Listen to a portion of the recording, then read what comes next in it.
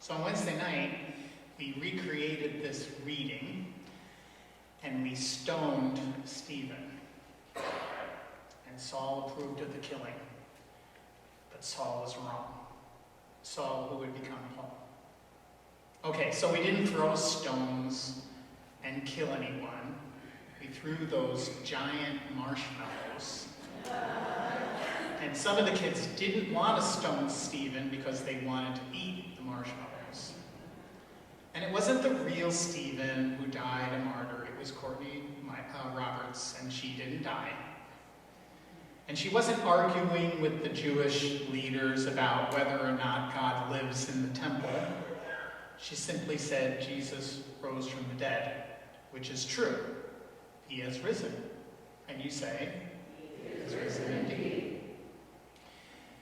Yet we can see even on Wednesday night, there is a lot of tension in this reading. We have people from different backgrounds, different cultures, different ways of looking at the faith. People who have very strong convictions, and as a result, it leads to conflict. And I'm just glad that we don't have any of those problems these days. There is a sad story about a man on a bridge, and this is a joke, okay? And I had to change it from the bulletin a little bit. Anyway, one cold, dreary night, there was a man who was looking very sad. That was up on the bridge, and he was looking down at the rapids far below. Another man saw him, and he was alarmed. He was afraid that he was going to hurt himself. So he approached him. "Hey, how's it going?" said the observer. The man on the bridge said, "Not so good." "What's the matter?" "No one cares. No one would care if I jumped off this bridge and killed myself." "Come on, don't talk like that. I care. I'm sure lots of people care. Where are you from?" "Red Wing." "Hey, so am I." Are you a religious man?" "Yes." "So am I." "What religion?" "Christian." "So am I." "What kind of church?" "Lutheran." "So am I." You know, there's lots of different kinds of Lutheran. What kind of Lutheran are you?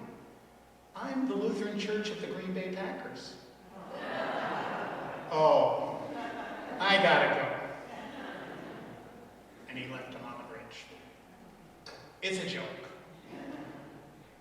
A conflict inside and outside the church is no joke.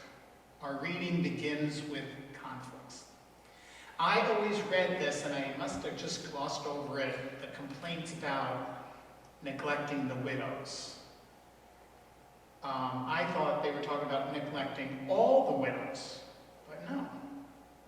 In this Christian community, they had to provide for widows. Widows had no means of support, usually, when their husbands died, so they needed support. This Christian community was taking care of the Hebrew-speaking widows. They were getting the Meals on Wheels. But the Greek-speaking Christians were not. Apparently, Greek lives matter. That's what they were saying. So they solved the problem by assigning some men of good standing. This is quite a job description.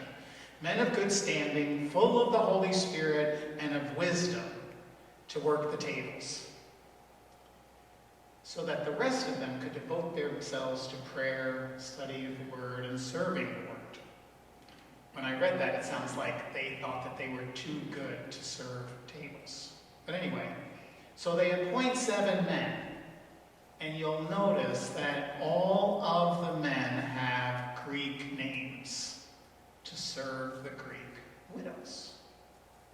Sounds like separate but equal, and we know all about that.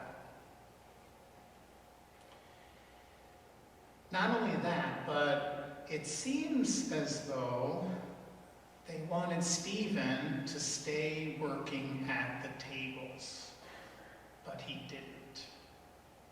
Just because the Christian community assigned him to work at the tables, apparently Stephen, filled with the Holy Spirit, felt a calling to do more. And he wasn't shy about it. The faith was changing, he said. You can't confine God. Kind of the original, you can't put God in a box. Now, when we study the books of the book of Acts, we talk, in Confirmation Sunday School, we talk about it's the Acts of the Apostles, those who were sent out by Christ to spread the gospel, to spread the good news of Jesus Christ.